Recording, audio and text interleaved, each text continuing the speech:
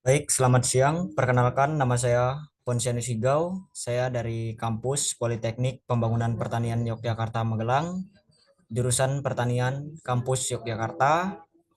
Saya dari Prodi Penyuluhan Pertanian Berkelanjutan semester 5 kelas PB2.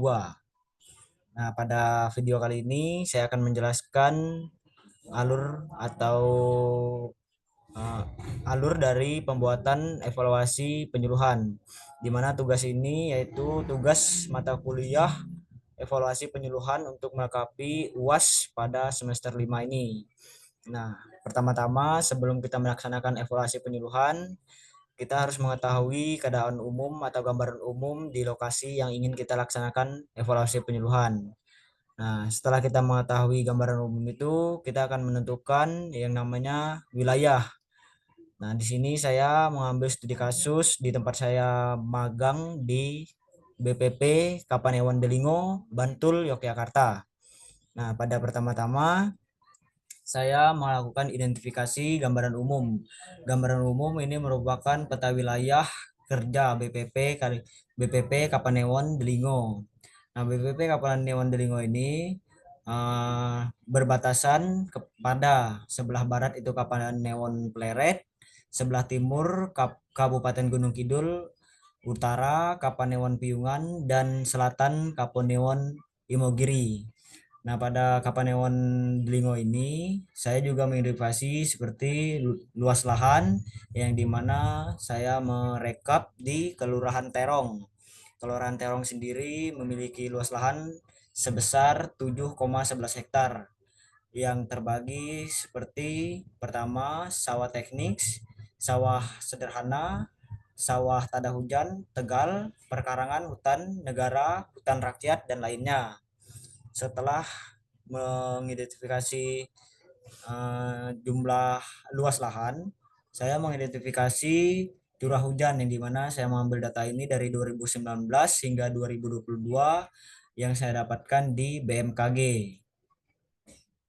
Setelah mendapatkan data curah hujan, saya juga mengidentifikasi jumlah penduduk menurut jenis kelamin. Nah, di sini saya lebih rinci ke Kelurahan Terong, di mana Kelurahan Terong ini memiliki jumlah penduduk yaitu 5.765 yang terdiri dari 2.854 laki-laki dan 2.911 perempuan, dengan kepala keluarga yang bertani sejumlah 1.473, non petani 299, dengan rata-rata jumlah penduduk menurut usia yaitu dari 0 sampai 7 tahun sekitar berkisaran 725 orang, 8 sampai 15 itu sekitar 580 orang, 16 sampai 56 itu berkisar 3.400 orang, dan yang ke 56 ke atas itu sekitar 1.899 orang, dengan jumlah penduduk di Kapanewon jumlah penduduk di Kelurahan Terong berjumlah 6.623, dengan tingkat pendidikan yaitu rata-rata belum sekolah dan tamatan SD. Rata-rata petani dan penduduk di Kelurahan Terong ini rata-rata belum tamat SD dan belum sekolah. Nah, untuk jumlah penduduk menurut tingkat pendidikan. Nah, menurut tingkat pendidikan, ya setelah menurut pendidikan yaitu menurut mata pencaharian. Mata pencaharian dominan di petani pemilik atau lahan pribadi yang berkisar sekitar 4.262. Nah, setelah itu ada keadaan pertanian. Keadaan pertanian di Kelurahan Terong ini terdiri dari tanaman pangan, perkebunan, dan data usaha ternak. Nah, lebih dominan di tanaman pangan yang dimana petani di Kelurahan Terong memiliki lahan sekitar 632 hektar itu untuk dikelolai sebagai lahan padi. Untuk tanaman perkebunan dominan di tanaman kelapa. Pada saat itu mereka juga mengembangkan program pemerintah yang tentang budidaya kelapa kopior. Nah, setelah kita mengidentifikasi gambaran umum dari suatu wilayah yang telah kita temukan, kita akan masuk ke masalah yang ada. Nah, dari data identifikasi yang saya ketemukan di Kelurahan Terong, saya menyimpulkan ada beberapa masalah yang dapat saya angkat. Yang pertama, pertanian, perkebunan, peternakan, dan sosial dan kelembagaan. Nah, dari keempat ini ada beberapa masalah yang akan saya angkat untuk menjadi evaluasi penyuluhan seperti di pertanian. Nah, di pertanian ini baru berkisar 15% petani menggunakan sistem tanam tajarwo. Setelah itu baru sekitar 10% petani menggunakan pupuk organik pada tanaman pertanian. Nah, setelah dari itu petani juga baru sekitar 35% menggunakan benih unggul dan bersertifikat karena di para petani di Kelurahan Terong banyak menggunakan sistem tanaman yang menggunakan benih yang telah berulang-ulang. Setelah mendapatkan masalah ini, lalu saya mengidentifikasi lagi dan saya riset, kemudian saya kelompokkan menjadi tujuan program penyuluhan saya.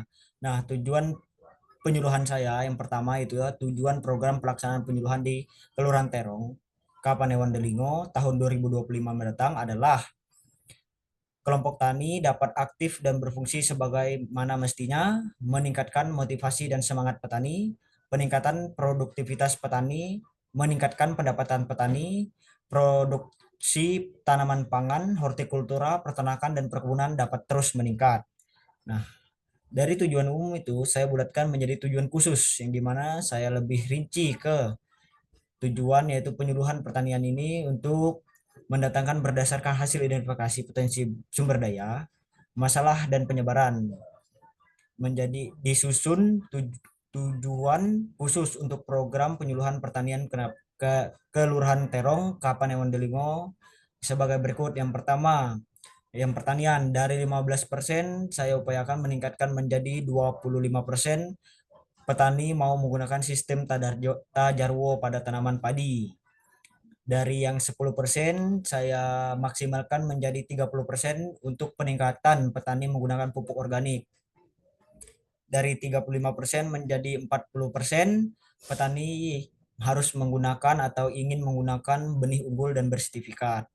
Setelah mendapatkan tujuan umum dan tujuan khusus dalam program penyuluhan pertanian ini, lalu saya menyimpulkan matriks yang dimana akan saya lakukan yang akan menjadi suatu program saya 1 tahun ke depan untuk melaksanakan program penyuluhan di Kelurahan Terong. Yang pertama itu ada pertanian, ada keadaan yang baru 15% petani menggunakan sistem tajarwo.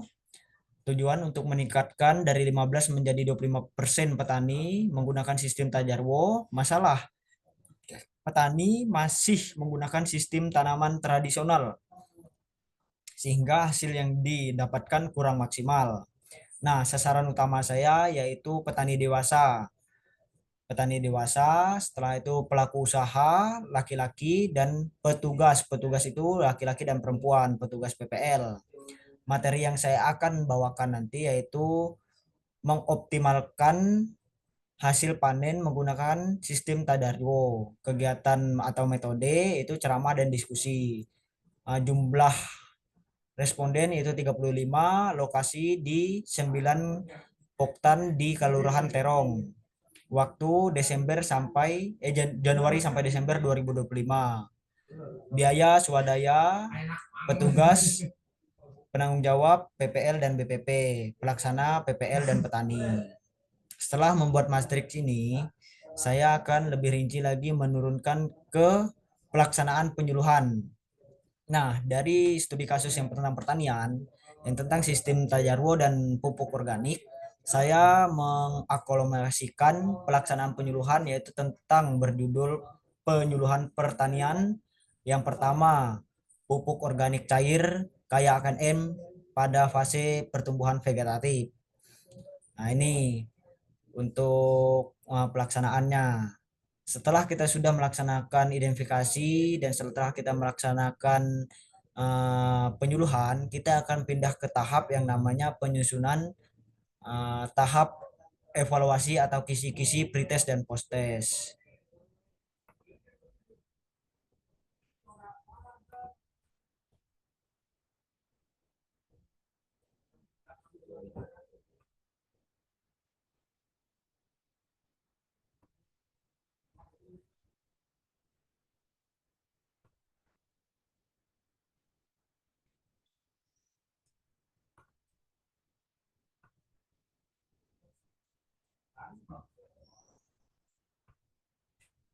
Nah, tadi kan setelah saya melaksanakan pelaksanaan penyuluhan yang saya lakukan di Kelurahan Terong, Kapanewon Delingo, Bantul, Yogyakarta. Di sini saya akan membuat suatu soal yang itu pretest dan posttest, di mana pretest posttest ini adalah suatu bahan atau suatu rangkaian untuk melaksanakan evaluasi penyuluhan ke depannya. Nah, program ini saya lakukan untuk mengetahui seberapa dalam tingkat pengetahuan dan sikap dan pengetahuan petani setelah saya melakukan pelaksanaan penyuluhan dan bagaimana sikap para petani untuk meningkatkan hasil dari program yang akan saya laksanakan. Nah, begini contoh dari soal pretest dan posttest. Pretest dan posttest ini merupakan soal yang sama, namun post itu soal sebelum penyuluhan dan tes itu soal setelah penyuluhan. Untuk soalnya yaitu terdiri dari sikap, pengetahuan, dan keterampilan. Nah, untuk rumus perhitungan yaitu saya menggunakan rumus efektivitas penyuluhan atau EP, yang dimana EP sama dengan kejadian perilaku dibagi target perubahan dikali 100%, di mana kejadian perilaku sama dengan rata-rata post test. Target perubahan perilaku sama dengan nilai maksimal yang dimiliki. Perhitungan hasil menggunakan rumus, yaitu menggunakan EPP atau efektivitas perubahan perilaku, di mana kejadian peningkatan perilaku sama dengan selisih antara nilai pretest dan posttest.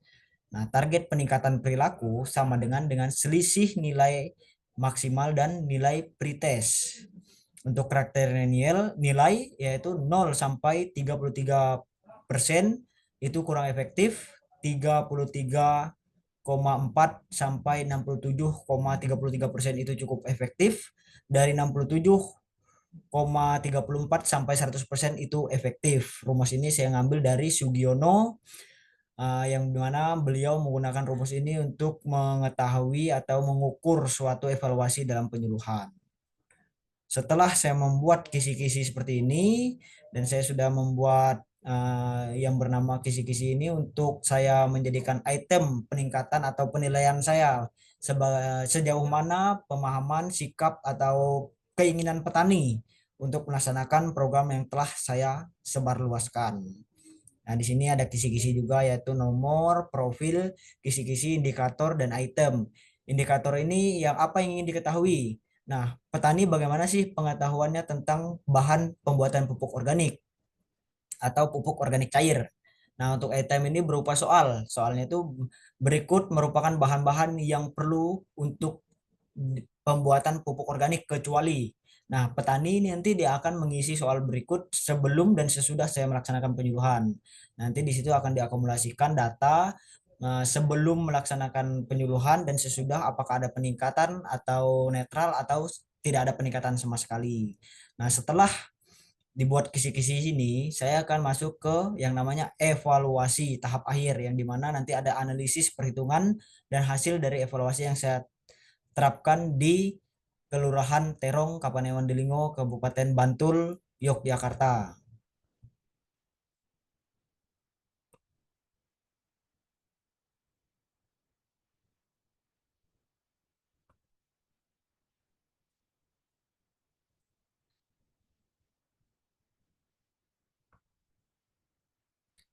Nah, baik teman-teman, setelah saya melaksanakan suatu kisi-kisi untuk saya jadikan soal, rumus, dan lain sebagainya untuk mengukur tingkat pemahaman, sikap, pengetahuan, dan keterampilan para petani di Kelurahan Terong, saya akan masuk di penyuluhan atau masuk di evaluasi penyuluhan.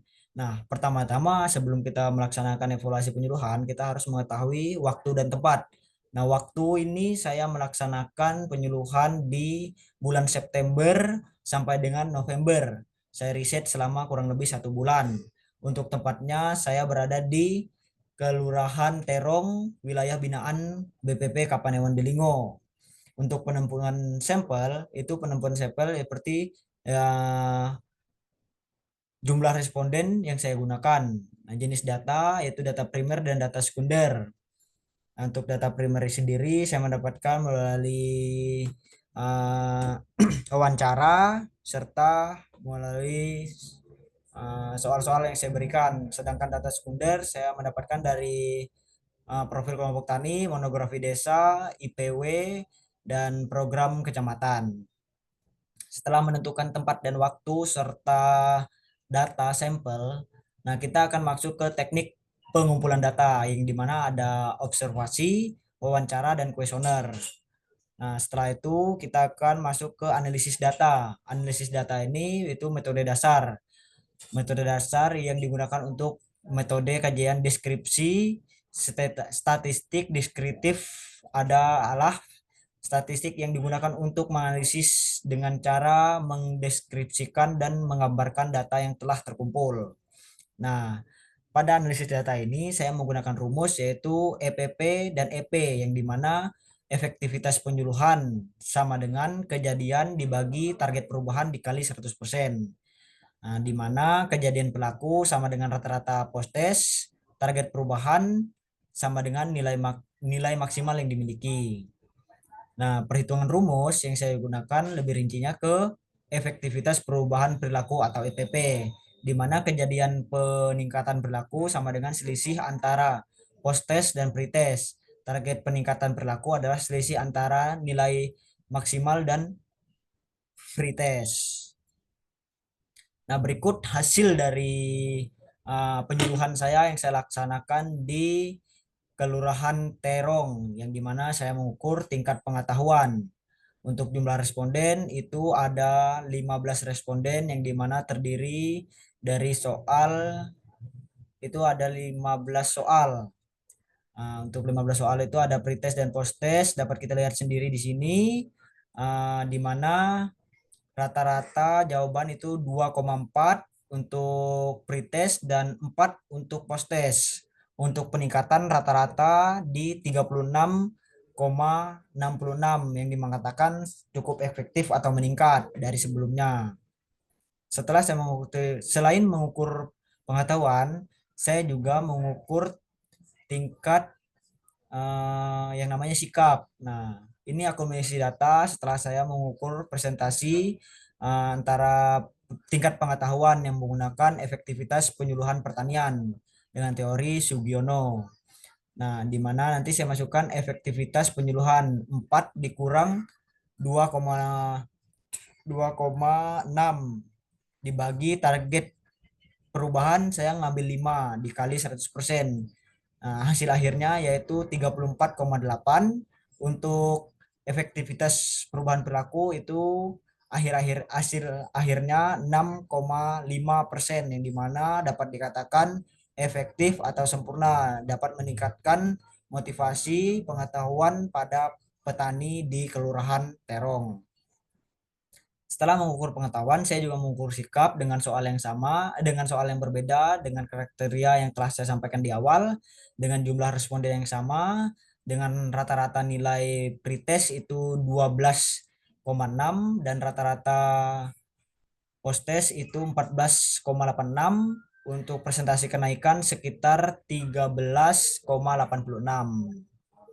Nah, untuk rumusannya kurang lebih sama seperti pengetahuan, sikap untuk mengukur pengetahuan yang dimana efektivitas dan efektivitas perubahan perilaku. Untuk efektivitas penyuluhan di sikap ini kenaikan sekitar 15%. Hasil akhirnya di EPP atau efektivitas perubahan perilaku itu berkisar 94 yang dimana dapat dikatakan perubahan sikap dalam penyuluhan program tersebut dapat dilaksanakan maksimal dan dapat diterima oleh di masyarakat tani khususnya di Kelurahan Terong. Nah, ini adalah rencana tindak lanjut saya berdasarkan riset setelah saya melaksanakan uh, penyuluhan atau evaluasi tentang budidaya tanaman organik. Nah, ini rencana tindak lanjutnya yaitu berdasarkan hasil diskusi pada penyuluh desain pemberdayaan, maka rencana tindak lanjut yang diharapkan saya dalam pembuatan pupuk organik cair kayak atau dalam fase pertumbuhan vegetatif adalah dapat dimanfaatkan secara berkembang dan berkelanjutan pada saat pemeliharaan tanaman hortikultura maupun pangan. Namun untuk membantu perkembangan ini tidak lepas dari bimbingan para penyuluh dan para pemerintah sekitar.